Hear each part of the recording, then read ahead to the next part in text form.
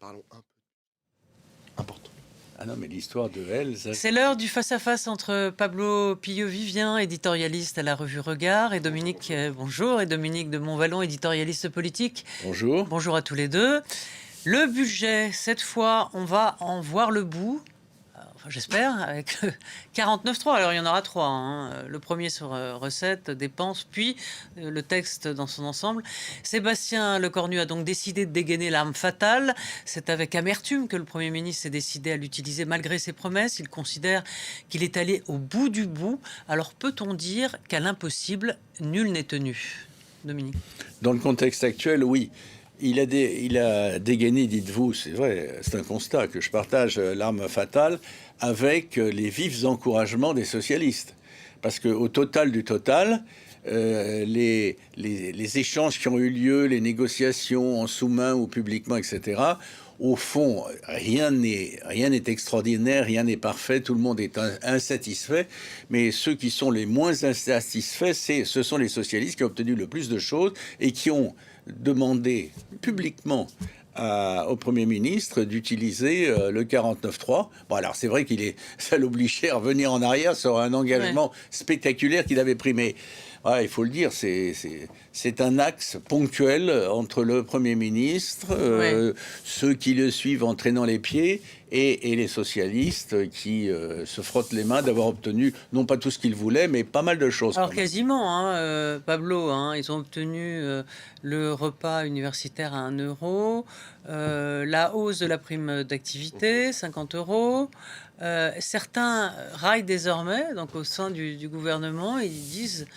On a un gouvernement, ou même à droite, on a un gouvernement socialiste. Oui, vous pouvez aussi parler de certaines reconductions d'impôts exceptionnels, comme l'impôt sur les bénéfices très importants de certaines entreprises, qui a été reconduit, qui avait été amené par Barnier et qui est reconduit dans ce budget-là. Et on peut mentionner aussi l'abandon de la réforme des retraites.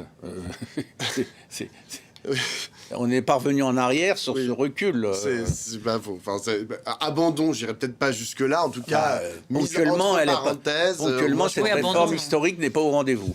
Je pense qu'il y a une victime en fait de ce débat, c'est la politique. C'est-à-dire que, hélas, aujourd'hui, on a un budget où certains se disent un peu gagnants, d'autres peut-être un peu perdants.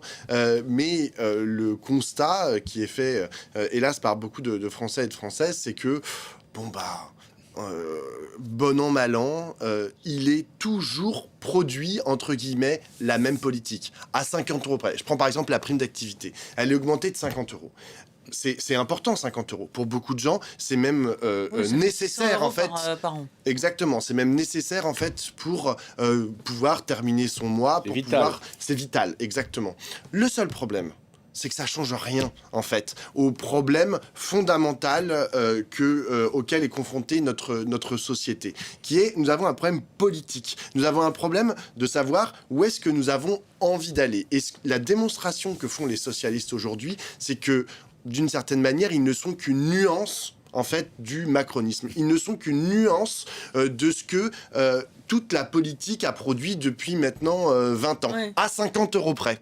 Et ça, c'est un problème. C'est un problème fondamental, notamment pour la gauche. Parce que ce qu'on est en train de dire, c'est, finalement, par rapport à ce qu'on appelle la droite, qui est actuellement au pouvoir avec un groupe qui va des macronistes jusqu'au LR, eh bien, le Parti socialiste ne serait qu'une variante de ça. Il n'y aurait pas de rupture, il n'y aurait pas de cassure, en fait, si demain les socialistes arrivaient au pouvoir. Ils modifieraient, en fait, à la marge des budgets qui sont ceux qui sont portés par la droite. Et ça, qu'est-ce que ça alimente? Ça alimente notamment l'extrême droite, c'est-à-dire ceux qui se disent, en fait, nous, on en a marre de ça, on veut pas 50 euros, on veut un changement de système qui nous permette de vivre bien, de vivre mieux. Et en ça, je pense que à court terme, le Parti socialiste peut avoir un discours triomphant, dire voilà ce que nous avons gagné, satisfait, exactement, mais à moyen terme et à long terme, je crains que ça ne soit que la marque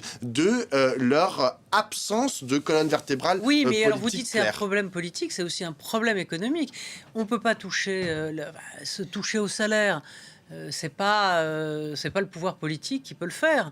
Bah, il y a le SMIC. Ce sont les c'est le patronat. Non, les mais je entreprises. comprends la peine ou l'amertume, ou l'inquiétude, on va dire ça, plus neutre et plus fort, de Pablo. Mais il y a deux choses qui sont à prendre en compte. Premièrement, tout le monde, à des degrés variables, est victime et subit les conséquences d'une dissolution insensée décidée sur un coup de tête par le président Macron, avec quelques conseillers plus ou moins occultes autour de lui. Ça, c'est une première chose. Et la deuxième, qui est plus de fond, me semble-t-il, alors, mais je ne sais pas si vous serez d'accord, Pablo, c'est ce qu'on pourrait appeler la droitisation de la société. C'est-à-dire que si demain, il y aura forcément une dissolution après l'élection présidentielle, probablement pas avant maintenant, mais on verra à ce moment-là qu'au lieu d'un triptyque, la classe politique, enfin le Parlement divisé en trois, on verra qu'il y aura un renforcement d'un niveau X ou Y qui correspondrait à cette droitisation que l'on constate un peu partout en Europe, qu'on peut regretter, mais qui est un fait incontournable. Est-ce que vous l'admettez? Moi, je pense que c'est pas ma grille difficile de ne pas d'analyse. l'admettre que, non, parce que la droite l'extrême droite, même, oui. est en tête de tous les sondages. Alors déjà, ça, il faudrait mettre une continuité entre la droite dite républicaine et l'extrême droite. Pour l'instant, cette continuité, on peut dire que... N'allons pas jusque-là quand même. Il y a certains paramètres, en fait, qui l'attestent. Il y en a d'autres, notamment la position de certains dirigeants cadres LR qui disent non, il y a un fossé infranchissable entre nous et l'extrême droite. Ensuite, concernant la droitisation de la société... Oui, c'est culturel, c'est sociologique, c'est... Non, mais en fait, qu'est-ce que ça veut dire, la droitisation de la société? Est-ce qu'on a envie de revenir à un système d'ancien régime contre-révolutionnaire, ce qui a été historiquement la droite. Non, mais là, vous allez... Alors attendez, Pablo, vous allez beaucoup trop loin. Mais donc c'est quoi? Est-ce que la droite, c'est un régime contre-révolutionnaire? Est-ce que la droite, c'est le néolibéralisme? C'est-à-dire, non, mais pas... alors qu'est-ce qu'est la droite? Enfin, genre, dites-le-moi. Les gens, ce qu'ils veulent, ce qu'ils je sais pas ce qu'est la droite, mais visiblement, à vous écouter, on ne sait pas ce qu'est la gauche. Non, c'est clair. Tout le monde est perdu. Lorsqu'on regarde les études d'opinion, ce que l'on peut voir qui se détache, c'est certes, il y a une demande d'ordre que l'on peut rattacher effectivement à certains combats de la droite, mais il y a aussi une demande de pouvoir d'achat, il y a une demande de reprise de pouvoir sur la vie, il y a une demande de plus de services publics. Et ça, excusez-moi, mais demander plus de services publics, on peut pas vraiment dire que ce soit l'apanage de la droite. Ou alors, je me suis trompé dans ce que j'ai regardé depuis 100 ans. D'ailleurs, dans ce que j'ai hasardé comme bout d'analyse, je n'ai jamais dit que c'était le monopole, ces thématiques étaient les monopoles de la droite. Exactement. Mais donc, je pense que la grille de lecture n'est pas la bonne. La grille de lecture, c'est nous sommes dans un système politico-économique qui est globalement le même depuis le sortir de la Deuxième Guerre mondiale. Est-ce que nous avons les moyens aujourd'hui de faire une proposition alternative, de dire la façon dont vivent nos agriculteurs, ça va pas. La façon dont vivent nos travailleurs les plus pauvres, ça va pas. La façon dont vivent... Ça fait 30 ans qu'on se pose la question. Exactement. 30 ans. Mais je suis complètement d'accord. Et ça fait 30 ans, en fait, qu'il y a un coup la gauche, un coup la droite, un coup le milieu. C'est ce que vous souhaitez quand même quand vous dénoncez l'approche d'Emmanuel Macron. Vous faites partie de ceux nombreux, majoritaires aujourd'hui, qui en ont assez du nini, etc. et du mélange des genres. Tout à Donc fait. vous souhaitez qu'il y ait un équilibre qui fasse que ce soit tantôt les uns, tantôt les autres. Oui, mais sur un projet. Et sur un projet, en fait, qui soit différent. Et c'est ça que je reproche aujourd'hui aux socialistes. C'est pas possible. Qui ne vont pas voter la censure et qui finalement vont valider ce budget. Vous seriez socialiste ou vous voteriez la censure? Oui. Mais déjà, si j'étais socialiste, je réfléchirais à qu'est-ce que ça veut dire être socialiste. La remarque, c'est que justement, il n'est pas socialiste. Exactement. Je ne suis pas socialiste. Ça, on le savait. Non, mais je... Non, mais d'accord. Mais je n'ai rien L'esprit de contre les socialistes. l'esprit de responsabilité, c'est quand même que maintenant, ça fait des mois et des mois qu'on n'a pas de budget. Vous avez vu le changement, la brutalisation du monde avec l'importance de refaire ses armées, du budget de l'armée, de la réindustrialisation, je vais y arriver, Dominique. Donc là-dessus, on peut plus perdre de temps. Enfin, je veux dire, 49-3, pas 49-3, droite ou gauche. Le sujet, c'est quand même d'avoir un budget qui soit mauvais ou désastreux pour les uns ou acceptable pour les autres. Le budget actuel, qu'est-ce qu'il est? Il est frustrant, décevant si on veut, parce qu'il ne plaît, dans sa cohérence, dans la bout de cohérence qu'il a, il ne plaît ni aux uns ni aux autres. Mais je partage totalement votre observation, votre appel, c'est une réalité objective. On vit dans un monde dangereux, explosif. Au moment où nous parlons, nous ne savons pas encore, de toute façon ça change toutes les 2 heures, ce qui va encore tenter de vouloir nous imposer idéologiquement, pratiquement, militairement, économiquement. Monsieur Trump, qui se veut le roi du monde, je pense qu'un jour il retombera de son fauteuil et ce sera un peu douloureux pour lui. Mais en tout cas, pour l'instant, il y a un monde dans lequel on ne peut pas se permettre, c'est autre chose, on ne peut pas se permettre de se consacrer dans notre petit précaré français ou parlementaire à des discussions interminables et sans fin sur la virgule, de point-virgule, le truc. On a besoin d'un budget. Il a raison, Pablo.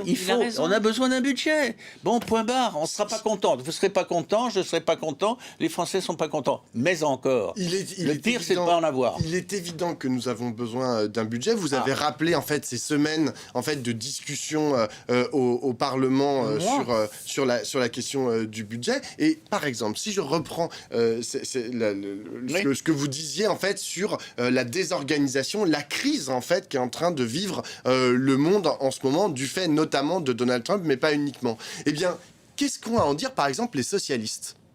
Ben rien. Genre, les socialistes, je n'ai pas entendu un seul socialiste prendre la parole sur cette question, si ce n'est François Hollande. Qu'est-ce qui se passe avec Donald Trump? Qu'est-ce qu'on fait en fait dans le monde? François Hollande. Comment François Hollande, non pas en tant que socialiste, mais en tant qu'ancien président de la République. Après, vous avez Raphaël Glucksmann qui a un peu parlé, mais il n'est pas socialiste, il est dans un autre parti, Place Publique. C'est-à-dire que le temps en fait disponible pour les socialistes, parce qu'ils passent leur temps en fait à négocier des virgules, des 50 euros, etc.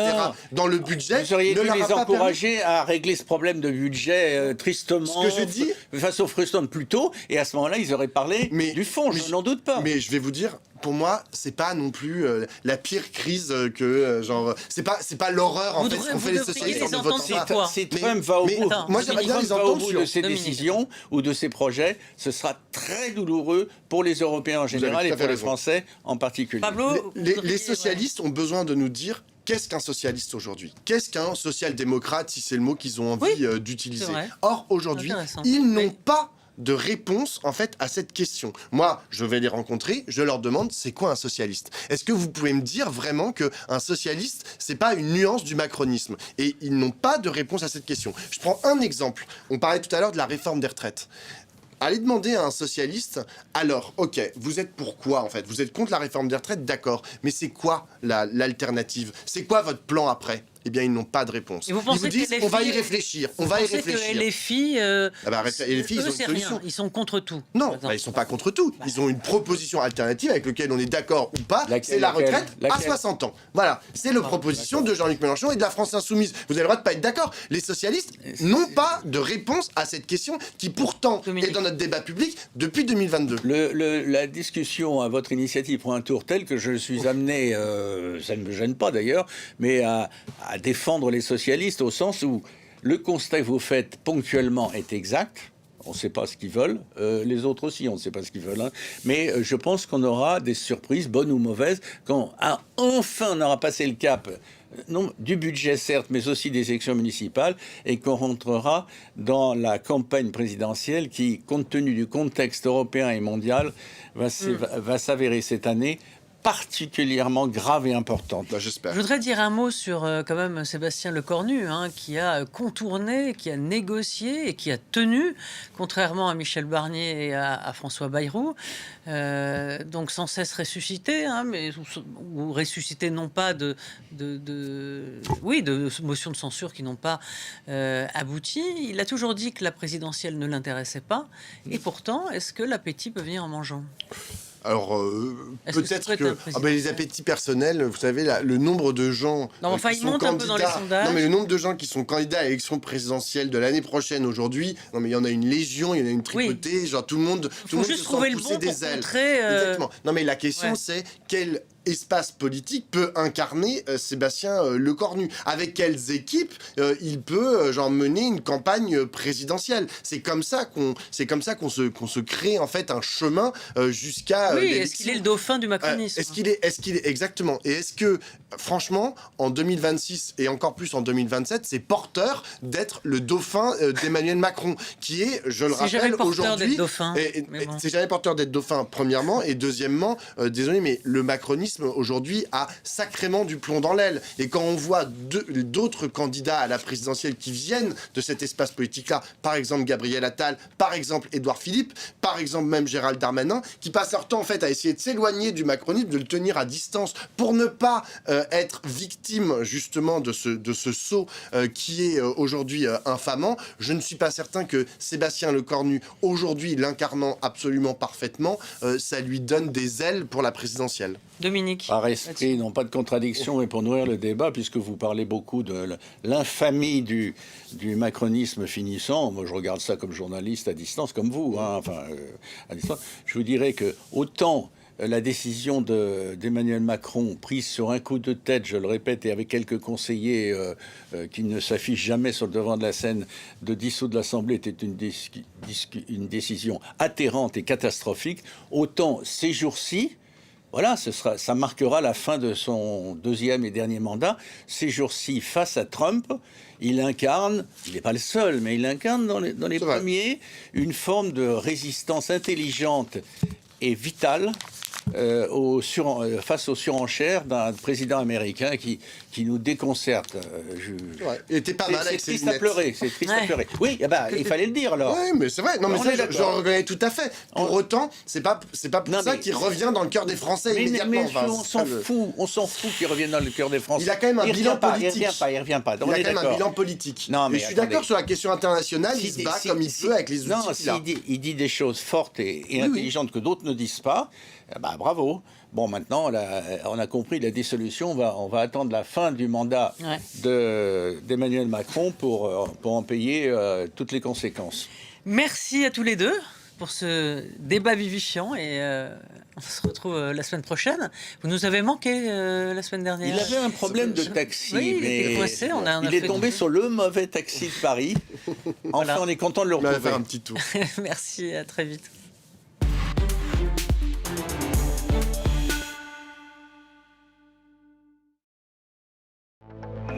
Notre bien le plus précieux, c'est la confiance. France 24, RFI et Monte-Carlo Doualiya se mobilisent chaque jour à l'échelle du monde pour vous apporter une information libre, indépendante, vérifiée, équilibrée, qui lutte contre les manipulations en 21 langues. France Média Monde a obtenu le label Journalisme Trust Initiative, qui certifie le professionnalisme et la fiabilité de nos médias d'information internationale. Avec une note de 100%. La confiance ne se décrète pas, elle se mérite et elle se cultive. Merci pour votre confiance. Liberté, égalité, actualité.